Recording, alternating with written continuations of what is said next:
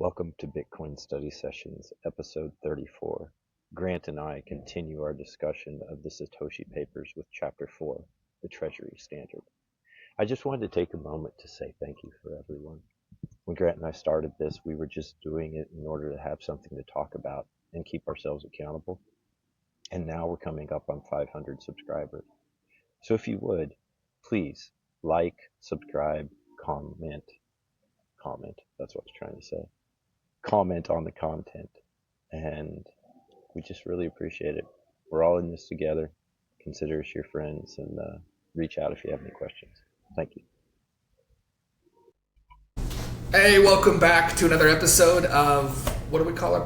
The Bitcoin Study Sessions. Bitcoin Study Sessions, the Bitcoin Reader. I was trying to think deeply about what we should be called, but we've already determined that. Bitcoin Study Sessions. So that's what we're studying is Bitcoin via the Satoshi papers, Reflections on Political Economy After Bitcoin, edited by Natalie Smolinski.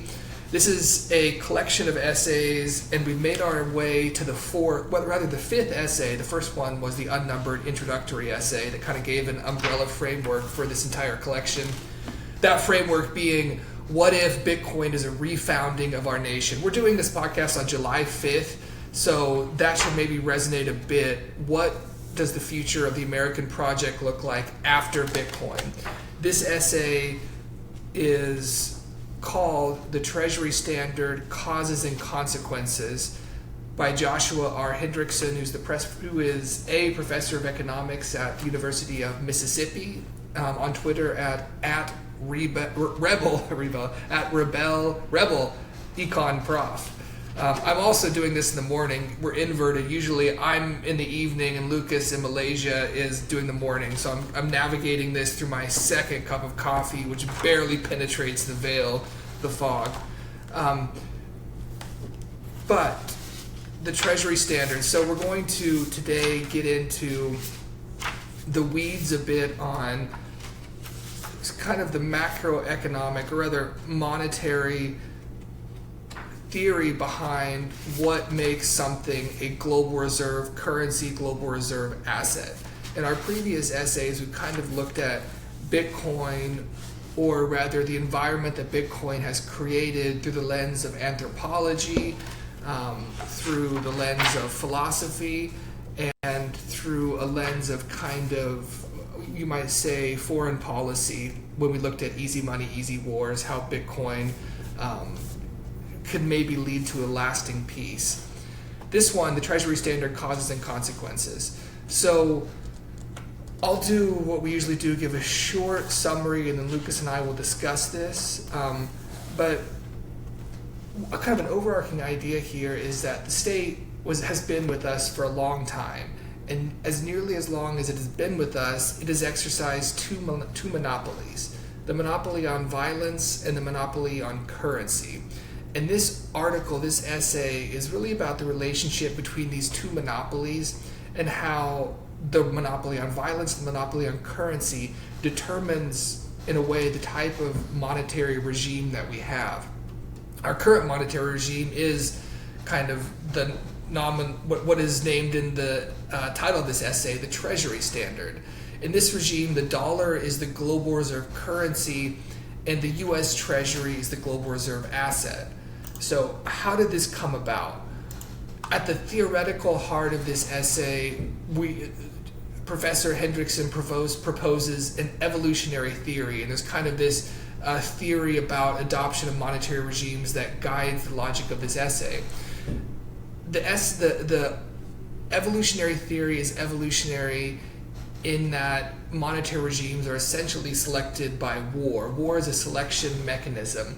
If a society is to survive war, it needs to be able to successfully generate emergency financing for war. When war hits, you need a lot of money fast, and you're likely going to need it in a sort of sustained way, unless you're going to win the war on day one, which usually doesn't happen. If you don't, then you get beat, and those who lose wars are discarded in the dustbin of history, and they simply don't speak further about what our monetary regime should be. War selects out failures. This is an evolutionary process of survival of the fittest. It selects for those states that can secure financing. In this way, states need to provide a core function of a state, of course, is a strong monopoly of violence, and this has led it to assert over time a monopoly on currency, because if a state controls a currency, it has a source of emergency revenue generation. It can create more currency as a source of emergency funding. So that is the primary constraint or driver of the evolution of the monetary system, is that money has to be able to serve as an emergency source of war financing if it is to propagate into the future on the back of the states that survive. But there are two constraints on this monopoly of money as emergency financing driving the evolution of the monetary regime.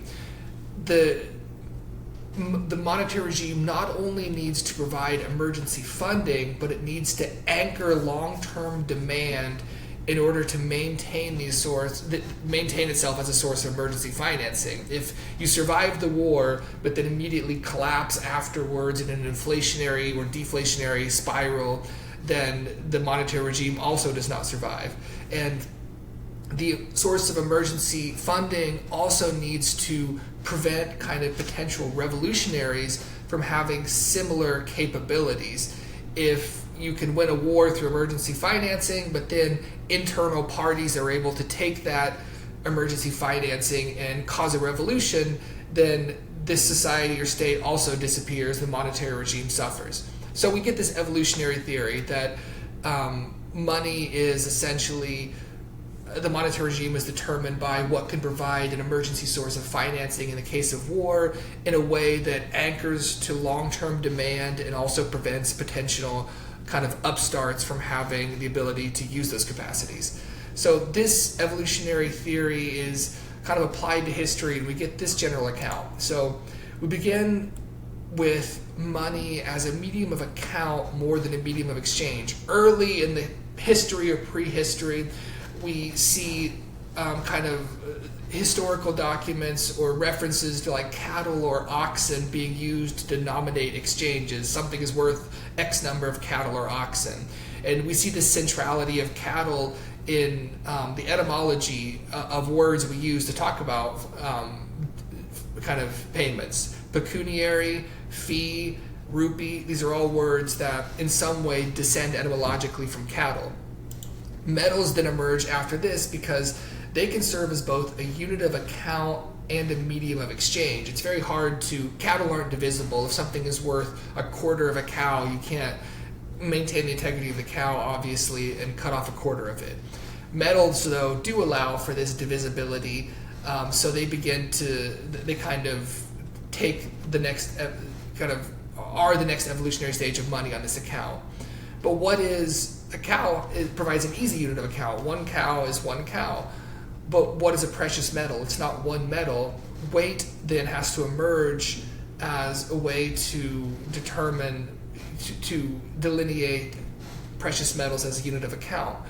But then this also requires further things like a definition of weight, and even more importantly, a party, a third party, some trusted party to be the scale master, to be the one that weighs and verifies the weight. We then have the rise of coinage, of these standard units of precious metals that have been verified by some third party via a seal to say this is one coin and some verified weight of a precious metal. The next stage is a very important one. This is where the monopoly of violence begins to intertwine with a monopoly on currency. The state takes over the minting capacity, operates a mint, and becomes the party that says this coin is verified to be this weight and is worth the specific thing that the seal on the coin indicates it's worth. Then this intertwining of the monopoly of violence, monopoly of currency, develops further throughout history with the kind of interaction with other technologies and advances. Banking and financing is a big one. Coins are heavy, difficult to transfer, and they kind of differ in value across different jurisdictions. A coin from one area is different than a coin from another area, and people don't know how to interchange these, so you get the rise of a specialized class of money changers to help people change money, but also to develop another capacity. Money changers began to store money and kind of create accounts. That people have accounts with them. People deposit money with them, and money changers are able to resolve transactions among account holders without actually having to do cumbersome transactions. And as we saw in more detail when we reviewed and discussed Lynn Alden's Broken Money, this leads to the rise of banking and finance, where you begin to get things like banknotes and bills of exchange, where credit begins to be exchanged in lieu of the actual coins themselves. This then begins to diminish the use of coinage because coins are cumbersome. It reduces transaction costs to simply pass a note to somebody else. So banking and finance is one technological advance that begins to disrupt the state's monopoly on money through the operation of a mint. Another thing that interacts with this is the military revolution, specifically gunpowder, which really revolutionizes and changes the way that wars are fought, making them much more expensive and leading to more open-ended conflicts, which are going to create a greater demand for a more sustained form of emergency finance. So the new monetary regime that emerges, that kind of takes us from just a government-operated mint as a form of the monopoly on the currency, is the Bank of England. It's going to take into account banking and finance as well as the new military paradigm and demonstrate when I said Bank of England, I really kind of mean the gold standard as administered by the Bank of England, which is able to use the gold standard to successfully fight wars. The Bank of England, in Professor Hendricks' estimation, demonstrates how the convertibility. So one way to use the gold standard to also have, a source of emergency financing in times of war is to simply suspend the convertibility of banknotes into gold during a crisis. So, usually you can't print more gold, and so the ability to have emergency financing, if you're constrained by gold, is in the event of an emergency is not great. You're kind of stuck with the amount of gold you have. But if a central bank can simply say, this note that says it's good for one gold coin, you can't actually redeem it now because we're at war. The state can then print more money, give more banknotes, and in the short run has a source of emergency financing for war. As I mentioned, there's constraints on this. You have to anchor this to long-term demand and also prevent upstarts from utilizing the same source of revenue if you actually want to not only survive the war, but survive the time after the war. The Bank of England is able to do this because it can, as a central bank, suspend the redemption for gold during the war, but then also promise, hey, after this war is over, we're going to actually take these notes back at parity with what they were worth before the war. So people are then kind of like, okay, we'll go along with this, and money is able to retain its value despite kind of more monetary creation, more money being created.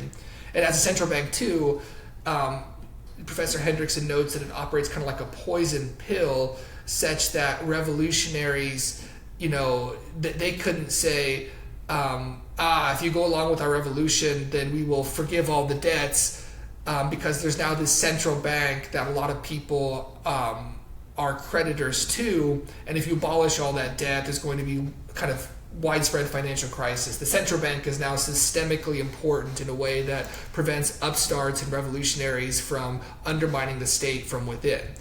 So in this way, through the paradigm kind of pioneered by the Bank of England of suspending gold convertibility during war, but promising after the war to reestablish parity, the gold standard becomes the source of emergency financing for war that is able to anchor long-term demand but also prevent potential upstarts. The gold standard, though, continues evolving, and that's what this article is about the Treasury standard, causes and consequences. The Treasury standard is going to show itself to be superior as, again, this is Professor Hendrick's theory, superior as an emergency source of war financing that anchors long-term demand and prevents upstarts. The gold standard, this is a story that if you've kind of read about Bitcoin or economic history, you've heard this story, including on this podcast, that the gold standard is suspended. So here's the telling here. So the gold standard is suspended in World War I. Again, this is how the gold standard operates. During war, you suspend the standard, you suspend the redemption, and then after the war, you reestablish. But then after World War I, the countries were now in kind of a really global economic system. The countries couldn't cooperate on restoring parity to anchor long-term demand. And so we get the Great Depression, rising prices, and eventually another world war. The Bretton Woods Accord is an attempt then to coordinate nations after the Second World War around a hybrid gold standard with the US dollar as the global reserve currency redeemable for gold. But this attempt fails essentially because the U.S. refuses to give up its own domestic and foreign policy objectives, including forever wars in places like Vietnam. In order to finance these, the U.S. engages in policy interventions that lead to the evolution from the Bretton Woods arrangement to the Treasury standard, which is now the prevailing monetary regime. So this process is notably evolutionary and bottom-up based on trial and error, but also has a top-down or conscious element. The bottom-up element in this story is that people are incentivized to remove transaction costs, which spurs innovation in the type of money used and in the monetary regime. This is how we get to banking from coins, by the desire to remove the transaction costs from having to transport around heavy coins. The top-down element is how I began this summary. It's how the state steers money to better secure its own monopoly on violence. So I'll quote Professor Hendrickson here. Across the many centuries of the human written record, many state monopolies have come and gone. Only two state monopolies seem to persist across those centuries: the monopoly over money and the monopoly over violence. It stands to reason that one might begin the inquiry by examining whether these two monopolies are related. So this top-down element of the state influencing the direction of the monetary regime in order to secure financing for war also has an evolutionary angle. So the monopoly on money allows the state to have a source of emergency war financing, and so to survive and propagate as the victor in a military conflict. We see this in the U.S., this top-down element to secure emergency war financing through the monetary regime in U.S. policy interventions after World War II, in which we move out of the Bretton Woods system into the Treasury system. So I'll quote Professor Hendrickson again. Throughout the post-Bretton Woods era, the U.S.'s commitment to its desired policies was a constant. At no point did the U.S. reverse course on policy as a result of the fiscal pressure presented by the mass redemption of dollars. Instead, U.S. policymakers constructed various international agreements and attempted to use international institutions to underwrite the continuation of their policies. Once it became evident that these solutions were not going to work, the U.S. abandoned the Bretton Woods system entirely. So the underlying theory, again, is that the monetary regime wins when it allows for securing emergency war financing while also satisfying the two constraints of anchoring long-term demand and preventing competitors. The evolutionary framework overall is that states are better able to have emergency financing over the long term and better able to survive when they can also provide that long-term price stability and survive military encounters. To quote Hendrickson, the primary claim, and this kind of summarizes it nicely, so I've kind of tried to reiterate it multiple times because I want to get the central point and ram it home, but here's Hendrickson really stating it nicely. The primary claim of this hypothesis that the state monopoly over money is driven by the desire to provide open-ended funding during wars and perhaps other national emergencies. To maximize the revenue that the state can generate, it must commit to overall price stability in order to anchor money demand. Along these lines, the state must also prevent competitive monetary alternatives. So at the end of the day, the Treasury Reserve Standard emerges out of the failure of Bretton Woods. The U.S. would not coordinate with other nations in a way that required it to give up emergency funding for its own national domestic projects or to end its endless foreign wars. Instead, again to quote Hendrickson, the Treasury standard, which followed the Bretton Woods systems, was in some sense the natural evolutionary outcome of this process. It replaced the neutral reserve asset of the past, gold, with a debt security issued by the world's most powerful sovereign. In doing so, the Treasury standard replaced the commitment to redemption with a more moderate commitment to relative price stability. Just to conclude the summary, Hendrickson notes that the Treasury standard has problems, as kind of if you're listening to this podcast or simply are and aware Americans, you probably know. Historically, financial costs of war was a restraint on war making, but the U.S. Treasury Reserve System has lowered that cost and so lowered the incentive to avoid war. And the second, fragility is built into the system because the reserve asset, the U.S. Treasury, is a debt instrument. So that concludes the summary. As usual in the summary, I had to leave out a lot of specifically the historical detail that backs up a lot of the assertions and that drives this evolutionary narrative and shows how monetary regimes have evolved as for sources of emergency war financing by satisfying the constraints of anchoring long-term demand and also preventing competitors. So I would definitely, as with all these essays, give it a read so you can really fill out the pictures. But Lucas, I was curious then just generally, first I'll throw it over to you for your thoughts. What do you think about this evolutionary framework, an evolutionary framework that, has bottom-up elements? People are incentivized to choose a money based on the reduction of transaction costs, but also the top-down elements where it's chosen by states in order to maximize their ability to win wars, essentially. The saying, always assume incompetence before malice, comes to mind, because he talks about the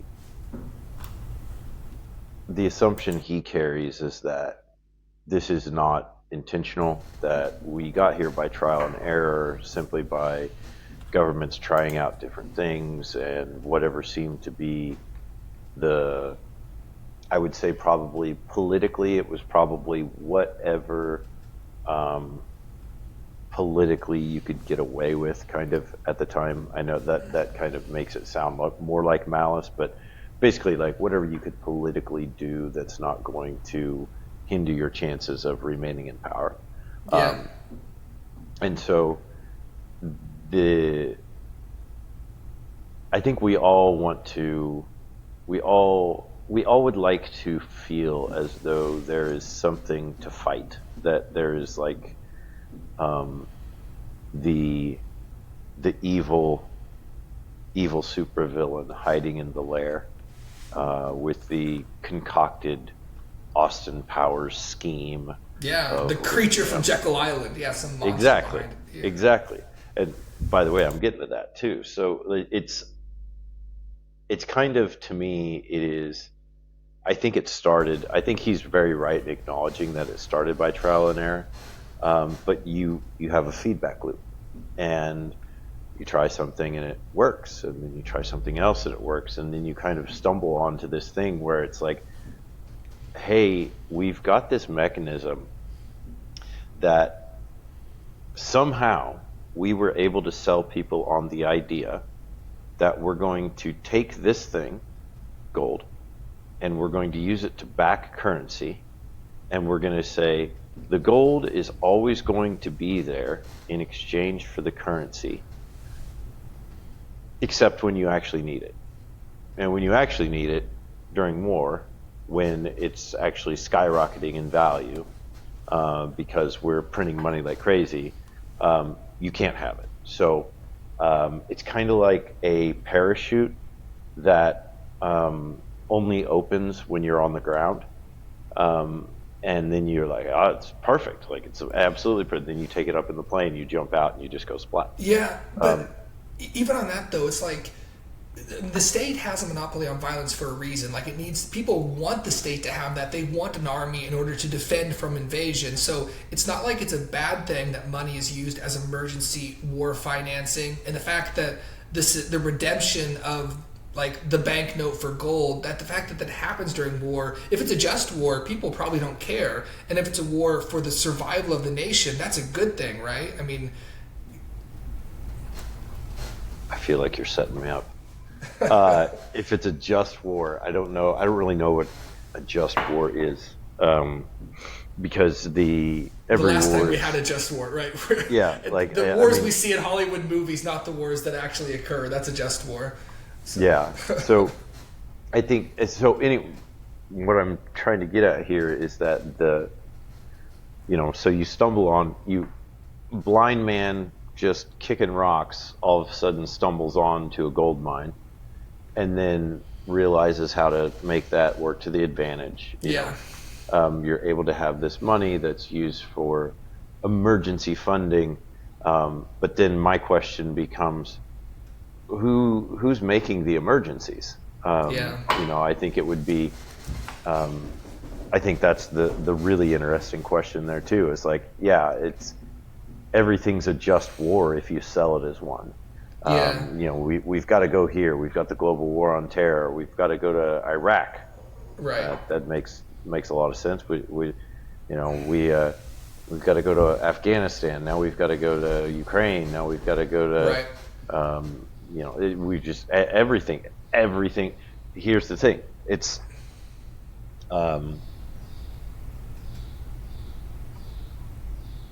They realize that every time they throw their hands up and who's they? They. Capital T they. Okay. The theys. and by this point now I am onto the evil supervillain part where I'm like, just capitulated we've gotten into to this conspiracy.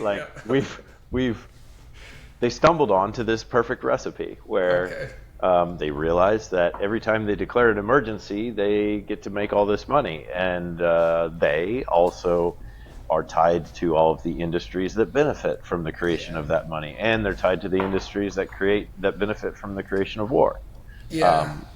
And so all of a sudden now there's just emergencies all the time. Everything's an emergency. So anyways, that's kind of like the, you want to call it the conspiracy view, but I also think it's like a very logical, reasonable way to look at it. Like, if you were a dude and you could never get a date and you were just trying out pickup lines and none of them worked and none of them worked and none of them worked, and then all of a sudden there was this one and you said it, and literally every time you said it, the clothes just blew off of this gal. And now all of a sudden Pamela Anderson or whatever the modern version of this. You need to update your examples. Yeah. Or not. She's like 60 now. But if all of a sudden you're like, if I just utter these little incantations, emergency, patriotism, justice, community for all, rising up, not falling down, then I can get what I want. Then you just do it. However, so that's the whatever you call it, the conspiracy view or whatever. What I found really interesting in this was, like, I'd never stopped to consider, like, weight. Like, why did weight come about? Like, that was probably the most interesting thing to me in this essay was that we had the saying now is one Bitcoin is one Bitcoin, but the original saying was one cow is one cow, like which actually wasn't. One cow wasn't equal to another cow. All cows are different, and some are older, some are bigger, some are smaller, etc., etc. But at least it was a reasonable unit that had some homogeneity. But then you go to, well, we can't just split up a cow, because when you split up a cow, it's not a cow anymore. Now it's supper, and you can't take supper and put it back together and make it a cow. So let's move on to something else, onto metals. And so they try bronze and they try iron, and that kind of makes sense because most of those things were in the form of tools, and those tools were somewhat standard, and you're just basically like trading an axe for another, like this axe is basically as good as that axe, and it's fine, and you have a unit of account basically. But then you go to these metals that are primarily used for adornment and jewelry and stuff, and it's like there's not really a unit of account. So how do you have this consistent thing? And it's fascinating to think about that, because there was no there was no scale. Like, you didn't step on and it told you what you weighed, because weight wasn't really a thing. There was just comparison. Like, this is equal to this much. This much gold is equal to this much gold. Therefore, these two amounts of gold are the same. And then you just keep going on down the line, right? Now it's this piece of gold. Now it's this one. And so, I think that's just really fascinating how the transition away from cows as money to metal as money is what gave us the concept of weight and developed this idea of a system of measurement for mass that had had units to it that we hadn't really explored before. Yeah. I found that really fascinating. No, I mean, and that's an interesting part of this essay, is that it gives us an evolutionary account of money, and so, like, Professor Hendrickson does do a really good job of tracing not just those very interesting anecdotal tidbits like you mentioned there about weight as a way to determine the unit of account for a precious metal, but also his really interesting thesis about the intertwining of monopoly of violence and the monopoly over money. He suggests in parts, I think, that like tyranny as a political kind of concept evolves in conjunction with the coinage and the operation of the mint. Like, you get the tyrant because you get somebody who begins to control money, and then this then has the evolutionary surviving power, because once you have like the monopoly of violence wedded to monopoly over the money, you have something that's able to survival of the fittest. You have a unit, in this case a tyrannical city-state or other political unit, that's able to beat other ones and so propagate. And so you have an evolutionary story that unites a lot of interesting things. And just to draw back to kind of go back to your other point, there is conspiratorial thinking that people are given to when they look at the way that the monetary system operates, how we got to this point. And I think Professor Hendrickson does a good job of not capitulating to conspiratorial thinking. He has a general theory of kind of the evolution of money and the transition between different monetary regimes, but he does note that it is both bottom up, it is both driven by kind of technology, driven by the incentives that people have to reduce transaction costs, but there is a top-down element. It has been driven by states making kind of doing specific policy interventions. It's not conspiratorial because it's kind of trial and error. States are trying to increase their emergency funding capacities, and they're just trying different things. But there is an intentional element as to how we got to the U.S. Treasury monetary regime, even if that intentionality was kind of a stumbling forward in search of the best system to provide the U.S. with this kind of radical emergency funding power. Okay, so yeah, we're kind of on the same page a little bit, but so what I'm saying is that it didn't begin conspiratorial, but it became that way. Yeah. So, and that's enough, right? I think that's legitimate. I do believe that is legitimate. That what is a conspiracy? Conspiracy is just it's a plan that other people don't know about, that you can use to do something that's in your best interests, not theirs, or whatever. That absolutely occurs. And so I think that's always just been the case whenever you have representative leadership. That there's always this quid pro quo thing going on in the back room, and it can be limited when the money is tied to something that is redeemable, and that redemption is able to stand, and there's a physical element that's holding it back. Only this much gold, only this much Bitcoin. But when there's no element holding it back, one of the things that I wanted to talk about was the monopoly on power, monopoly on violence, and the monopoly on money going hand in hand, is that the premise that I feel like, you correct me if I'm reading into this wrong, but I feel like what the author is stating is that um, the money is understandably needed to be expandable in this way to provide for emergency funding in order to fight wars that come upon. My my impression of history is that half the wars are started by somebody else and half the wars are started by you, basically. Yeah, yeah. So I think, and I think that a lot of times you can look at the reason for war and you can go, oh, well, we learned this from Jason, like, so, okay, so what's the definition of war? It's a power projection competition between two or more competitors, and they're competing over the access to and the ability to deny access to resources. And let's say you're just a nice little peaceful country, but you do have a government that has the ability to feed itself a little kicker by making its own money. And then that goes on and it goes on and it goes on, and eventually it gets a little out of hand.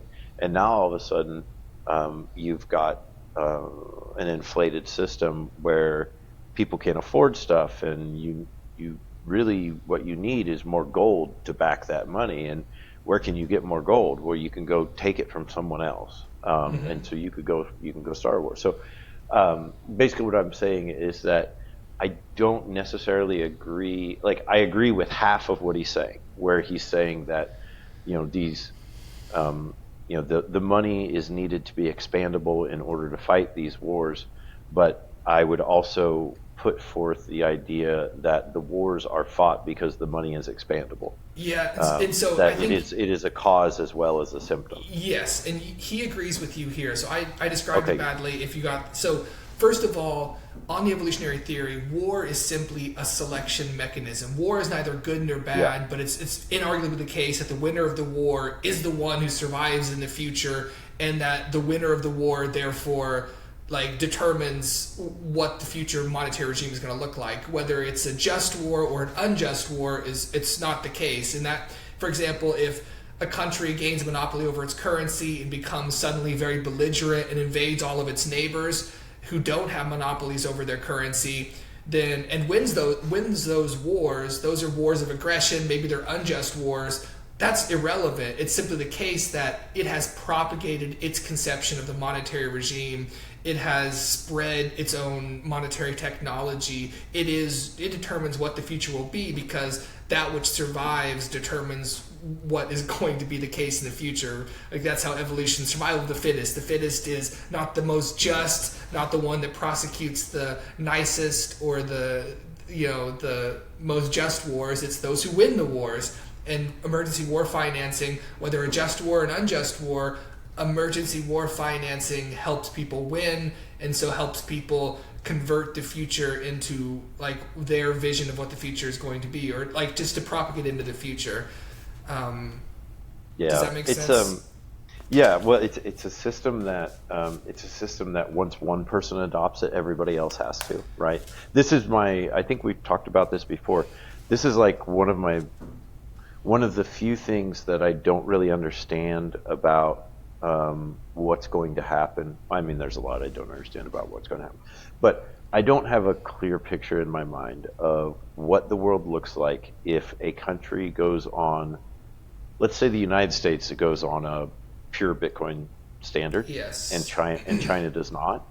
Then there will be a reasonable amount of time, years, maybe even decades, probably a decade or so, where the one country, the United States, would be actually kind of limited, because they wouldn't be able to, start throwing all kinds of money out at war, and China would still have enough legitimacy to create a ton of debt and go out and maybe attack and fight war. I know the author addresses this a little bit, where he talks about one of the one of the you have to looking at money. One of the things that makes the money useful is that you have to back figure if it's not going Yeah. to be worth something in the future, why would it be Yeah. worth anything now? Right. Um, and that's like how somebody who thinks about things thinks, but a lot of people don't think about things. A lot of people feel about things. And so I could see the scenario where it's like, yeah, the U.S. is going to adopt Bitcoin as a treasury standard. That's awesome. China is going to keep inflating fiat. Awesome. In 5 years, the U.S. is going to be 20 times richer than China. It's going to be the global dominant superpower once again, and everything's going to be great. But then it's like, well, what happens for the next 5 years? Like, Yeah. I mean, during that time, No, because this there's is still going to be a lot of yeah. people that believe in China.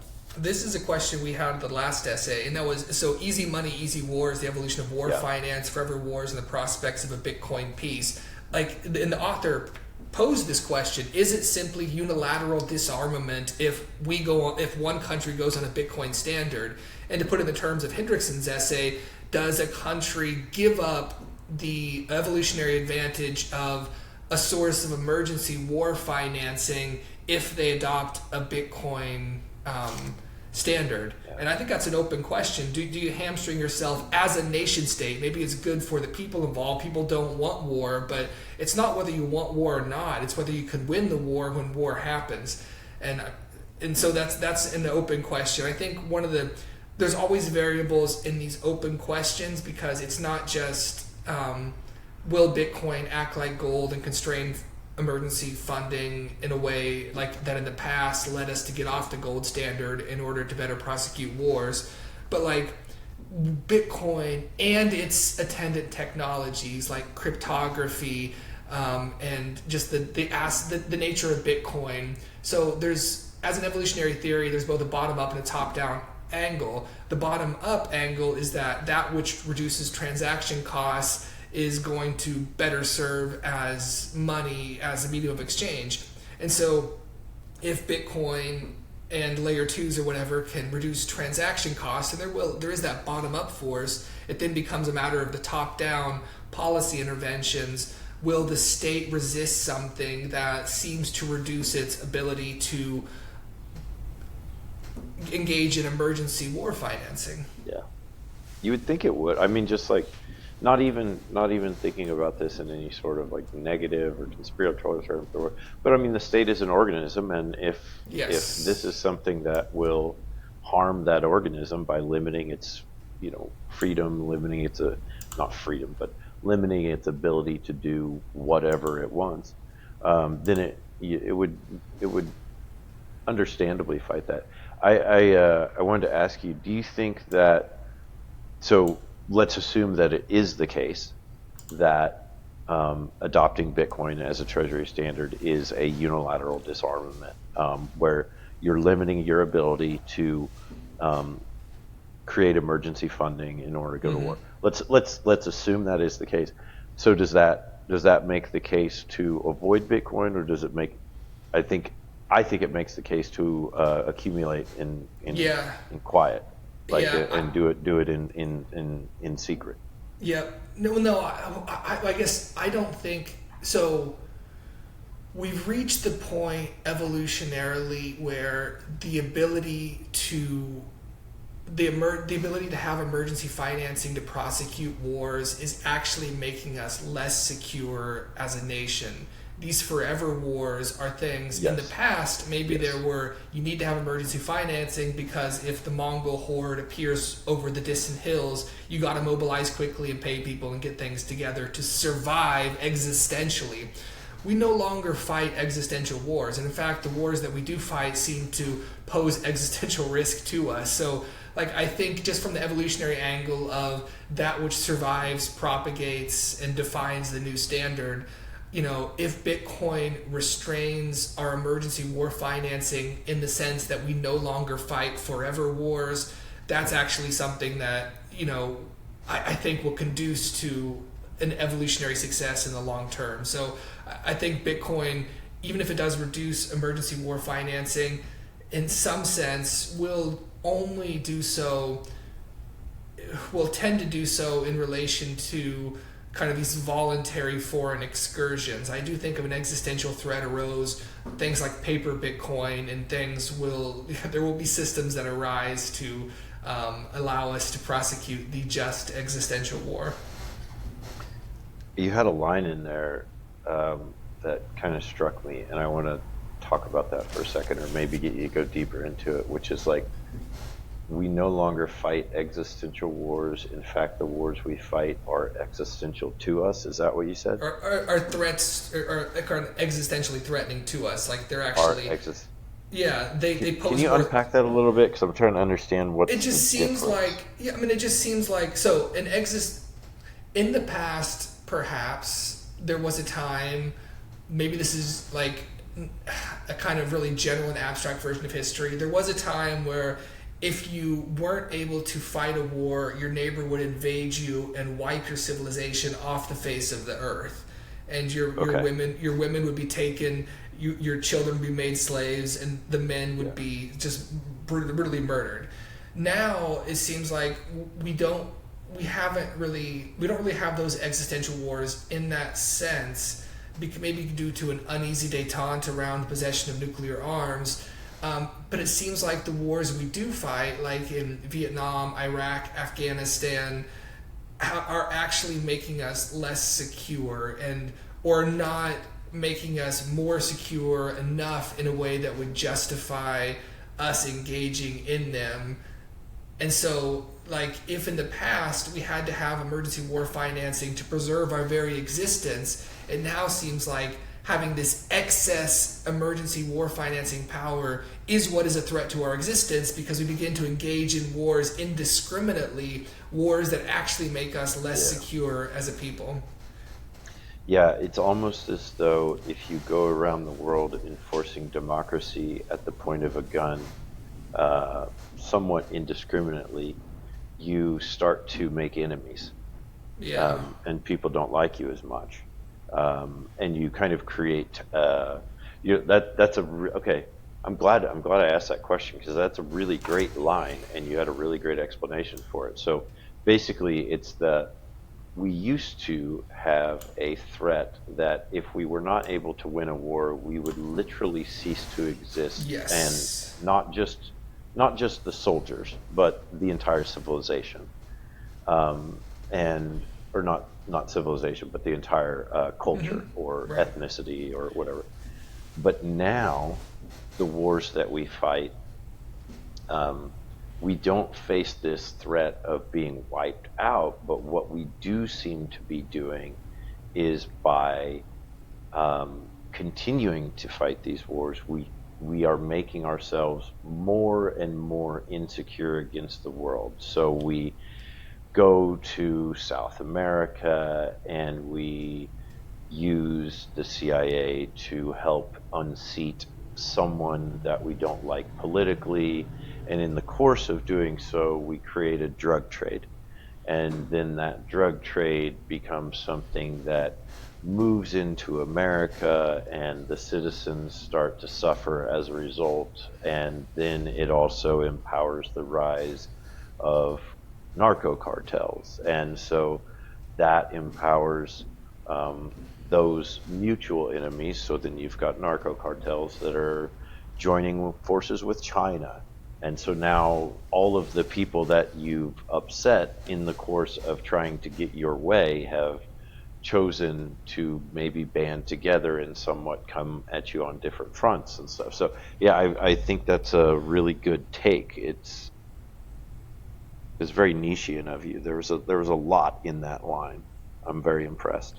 Well, Um, that's just one aspect of. So, if we're considering like how we might move to a Bitcoin standard from a Treasury standard, if the Bitcoin standard would seem to constrain our ability to raise emergency war financing, that seems like a problem on Hendrickson's evolutionary theory, and also just a problem that someone might consider if they want to say, well, how can our nation survive? And so the response again is, we no longer fight existential wars, and the wars that we do fight are kind of prodding the bear to come and attack yeah. us. Another aspect of the Treasury system that might prompt us to move to a Bitcoin standard I'll just read a quote from Hendrickson here, a paragraph, and this will get us to another one of the points as to maybe how the Bitcoin standard improves things in a way that would cause it evolutionary to supersede the Treasury standard. Quote, although the Treasury standard has enabled the U.S. to engage in unprecedented levels of emergency finance, it requires that the U.S. be a net exporter of dollars and that U.S. debt grow at the same rate as the growth in the demand for reserves throughout the rest of the world. As a result, the Treasury standard is potentially unstable. Since the reserve asset is the debt security issued by the U.S. government, the system encourages the U.S. to accumulate large levels of debt to keep up with the growing demand for reserves. High levels of debt increase the likelihood that the U.S. will resort to inflation at some point in the future when tax revenues prove insufficient for repayment. The very possibility that the U.S. will resort to inflationary finance makes the system susceptible to a self-fulfilling prophecy among debt holders. And so another point then is just maybe the instability of the Treasury system itself. And this actually is explained in Hendrickson's theory. Recall that his overall theory is that the monetary regime is that the prevailing monetary regime will be that which allows for the best source of emergency war financing that also anchors long-term demand and protects against competitors. Yes. And so maybe the Treasury standard is not going to successfully anchor long-term demand because people see the inflation in the cards. And as you noted, this idea of backward induction, if in the future you think that something is going to be worthless, you begin to get rid of it now so that you're not the person in the future who is holding the worthless thing. There's this argument right now that stable coins I'm sure you've heard this recently, Trump and Besant, I think, talking about this, but there's this argument that stable coins are basically going to save the dollar because people want stable coins and stable coins are backed by U.S. treasuries. And so the more demand there are for stable coins, the more market there is for U.S. treasuries, which right now the market is imploding. Like the bond market is, we are on the precipice of a global bond crash.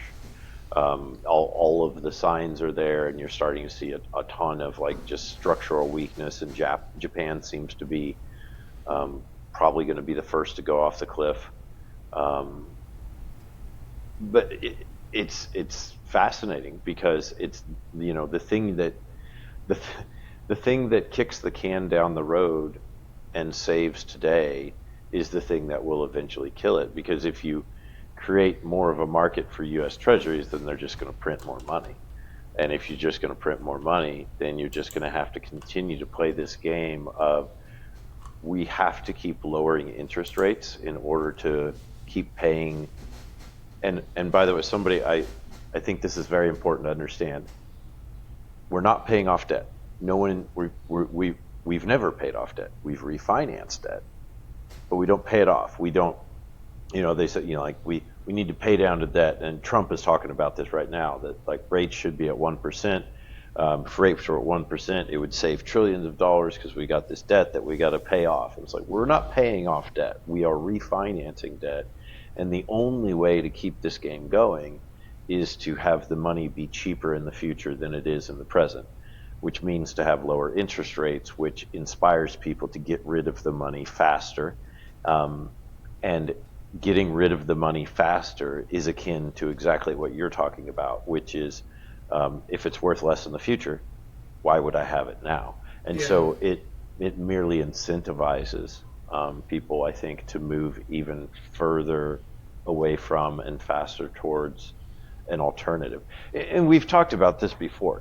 The second that $11 were created when there was only $10 of gold, the system was doomed to fail. There's no going back. There's literally never been a fiat currency that has existed in the past or exists. There's 4,000 fiat currencies. Almost all of them are gone. Every one that exists is down 99%. It is a system that is built for one purpose, and it's to feed today at the expense of tomorrow. so that you starve tomorrow. And so um, it, No, you do such a it's a you do such a system. It's a yeah. system built not to feed. On Hendrix's estimation, it's a system built to feed wars that we might have today, right? The fiat Yes. money system. Yes. It emerged like reasonably as a way to do. It actually was the victor in an evolutionary selection contest of what is the technology Yeah. that's going to help us win wars. I mean, it emerged as the victor because we can have $11 of value today and use all of that to buy gunpowder. That we draw out of the future. Right, yeah. That we're And then in drawing. the future, we try to anchor long-term stability by promising to return to parity in the future and by making these commitments to restrain inflation, etc. Yeah. But parity is not like, parity is not parity if it's, hey, we're going to give you the same amount of gold that you would have got when there was only a third as much money, right? Right. I'm glad you said gunpowder, though.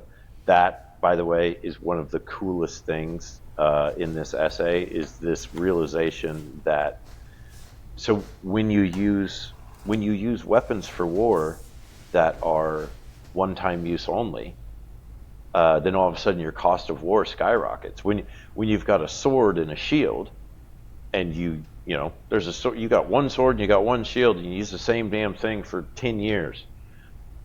And then you think about a guy who's carrying an M60, and he's rocketing through, tens of thousands of dollars of ammunition. Like, Yeah. it's really fascinating to think about. Like, not only did gunpowder enable, a different type of warfare, that's obviously true, but it also, due to the nature of the one-time use only aspect of bullets and bombs and gunpowder itself, like, it rapidly and exponentially increased the cost of war. I'd never Yeah. considered that. It's No. really fascinating. Right, and that's one of the drivers of the evolution of the monetary regime is the need to finance not just war, but ever more costly wars. And as you know, gunpowder, it is a fascinating part of the essay. I mean, it's not just like it's the one-off nature of firing a bullet, but also suddenly all the fortifications we previously had, all the castles and stuff, now obsolete. You have to redesign your fortifications to survive the cannon. All of the boats we previously used, they were designed for speed, for ramming and boarding. Now the Navy has to be redesigned for really large ships that can carry cannons. The infantry not only has this one-off shot that they use and then have to reload, but now they have to do a bunch of drilling to learn how to operate these weapons, and it becomes more costly to field standing armies. So all of these gunpowder revolutionizes warfare in a lot of different ways, and all of these ways make it a lot more costly. Yeah, and there's so much more waste too. Like, if you're carrying a sword and a shield, then you're not leaving bullet casings laying around, and there's not, there's not bomb components and stuff like it. It's just really fascinating. Kudos to the guy. Kudos to the guy for putting this out there, because that's really cool. I love it when people make me realize something about history that is this was an inflection point, but not in the way you think. You think that gunpowder is this inflection point because it's oh yeah, now I can stand a long ways away and I can shoot you, and you've got your stupid little sword and you're not going to get me. You think that that's oh yeah, I can see how that would change the face of warfare. But this aspect of the cost of it is really fascinating that I'd never considered. And like all the essays in this anthology, this is a scholarly work, and it stands on the back of a lot of great scholarship. So these claims about the nature of warfare and all these things. For example, footnote 62, it's one of those footnotes where it takes up more of the page than the text on the page. And in a good way, this is not something where you have to you just okay, if I want to see the historical support for the role of war in the development of the state and kind of want to dig myself into this, there's a bunch of, just excellent citation. He does a good job of, in the main body of the text, extracting the relevant arguments, so you don't have to dive into the footnotes if you don't want to, but they are there for, again, if you really want to to see what the backing is and go further into the theme. So he actually cites a couple people that I'm thinking of Selgin, George Yeah. Selgin, and David Graeber, that kind of oftentimes I would say fall outside of the that their work is not necessarily what people in the Bitcoin community are drawing from, or at least not directly. That they're, like for instance, the last one or two ago that we did, that was literally just a argument kind of against Graeber's first 5,000 years of debt book, and the conclusions he came to. So yeah, I think that's interesting because I saw like who he was citing, and I was Yeah. like, oh, this might not be something that I appreciate because I've read some of that other work, and I think I got into it with George Selgin on Twitter a while back. I think that's true. Yeah. And I didn't understand him. I just did not understand what he was talking about. So Yeah, I mean, he's a scholar in this guy the did really history. good. Yeah, I mean, Selgin is a scholar, as I understand, the history of private banking, and has just like really has gone deep into that theme. Lynn Alden discusses his work as well, and so I think that among the Bitcoiners who really do a deep dive into kind of economic history, they see his discussion of private banking as very relevant to like the not like that money is not necessarily a product of the state. Like the chartalist will want to say money is only money if the state says it is money. And then Yeah. the person who has read Selgin could say, but look at all these, like the history of private banking. There were these banknotes that were issued by these private banks, and then yeah, Graeber, definitely a fascinating person. This in Hendrickson here, he does give the deep history where he momentarily, when he's talking about the evolutionary history of money, he moves through that stage where perhaps money was simply credit, or money originates as debt and not as barter. Kind of, there's that debate: is money initially just invented or whatever to satisfy the double coincidence of wants, or is it preceded actually by something like debt or social credit or something? And so, I mean, Hendrickson definitely cites all the relevant people, does a good job discussing them, and so helps put the pieces together in a very cool way. Yeah, I really enjoyed it. Yeah, again, this to kind of like bring my side of it to a close. This anthology has a collection of essays that talk about money and power and government and state and debt, and it's all about Bitcoin and none of it's about Bitcoin. Like Yeah. it's fast. It's unbelievable how good these people have done at breaking down from an academic standpoint. And maybe it's just because I'm not used to reading academic papers, but these are academic papers that they're not just stuffy. They're good reads. They're really good reads, and you learn a lot. You learn a lot about history. You learn a lot about the inflection points caused by technology. You learn a lot about basically like path dependence. Like this thing leads to another thing, which takes you there. So, Yeah. again, kudos to Natalie Smolinski for putting this thing together, and to Rebel Econ Prof.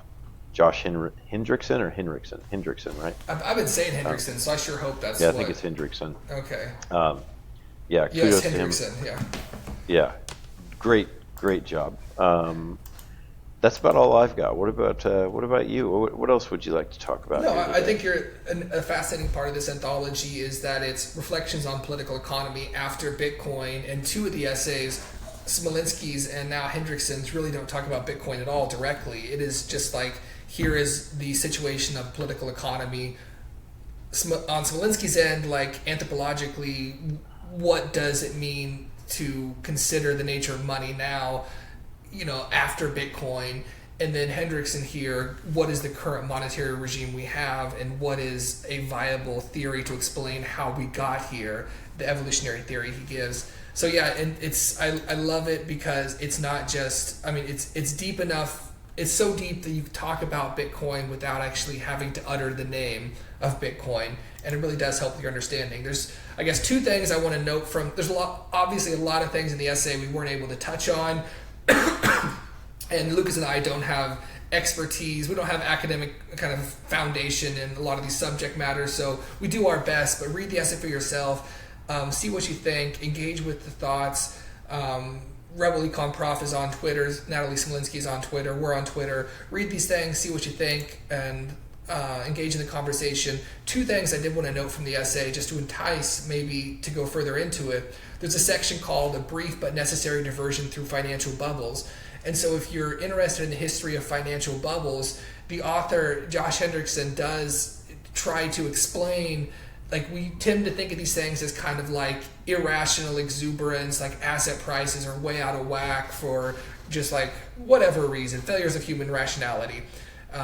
Prices are deviating from fundamental value. But Hendrickson does a good job, I think, incorporating these into his theories and showing these as kind of the trial and error failures in evolutionary history as we work our way towards the monetary regime that's best going to satisfy emergency war financing with long-term stability that prevents upstarts. So there's that section, which is good, and also the point, which you've encountered in other things we've read, that the monopoly of violence and the monopoly on currency is getting so and so tight with the Treasury sanctions that now we have economic warfare. We actually wage war through financial sanctions using the system that we've built, the U.S. Treasury system. So violence is becoming money with the system that we have, and he does a really good job of talking about how we've used sanctions offensively and kind of gives some historical accounting, including the most recent iteration in against Russia with the war in the Ukraine. So that's all I got. The brief history on bubbles. That was the talking about like John Law's bank and the Yes. South Sea Company, right? Yeah. That's pretty fascinating. So like talking to you, talking to the people that are listening. So the South Sea Company was this like effectively like government sponsored company that was created to bail out the government, that was given exclusive rights to trade in South America. I think one specific country, but I can't remember. And so basically what happens is that Bank of England goes broke, and this company is created to buy the bank's debt and use to buy it's not the Bank of England, the country is going broke. This company is created to buy their debt, use the debt to back shares in a newly formed company that's like a speculative thing. Hey, we're going to go trade in South America, and we're going to bring back all kinds of wealth, and so you should buy shares in this company. And so first off, what they do is they're able to create money, and so they create money and they buy their own shares, driving the price up and creating this bubble. That's fascinating. The other thing that's fascinating is that what the South Sea Company was really doing, this is in 1711, 1720 is when the crash happened. But what they're actually doing is slave trade. Is that they had like the exclusive right to take African slaves to this country, and they among limited trade capacity, which I just find interesting, because it's this. There's so much talk about slavery, and it's always at this one specific period in the United States. But if you actually look through history, then slavery has occurred everywhere, and everyone pointing the finger is always in need of a mirror when it comes to that. So I thought that was pretty fascinating. I did not know that about the South Sea Company, so I got to learn that today. Yeah, yeah. There's a lot of in the South Sea bubble, the Mississippi bubble. These experiments in consolidation of government debt. They're really interesting phenomena. And so, yeah, if you're interested in that, give this essay a read as well. Awesome. All right. Well, I have to go to say goodbye to some boys from Brazil that are throwing themselves a party, and you have to go greet the morning. I gotta greet it here with 4 or 5 more cups of coffee until I've approached something like the rebirth of human consciousness within myself, touching the black You monolith to that is coffee. you woke up significantly during the course of our talk. You started, Man, man. You were like wobbling like Rocky in the 12th round, and yeah, now you're ready to rock. yeah. Now I'm ready to do this conversation. Let's go. All right, guys. Thanks for being here. We'll talk to you later. All right. Yeah,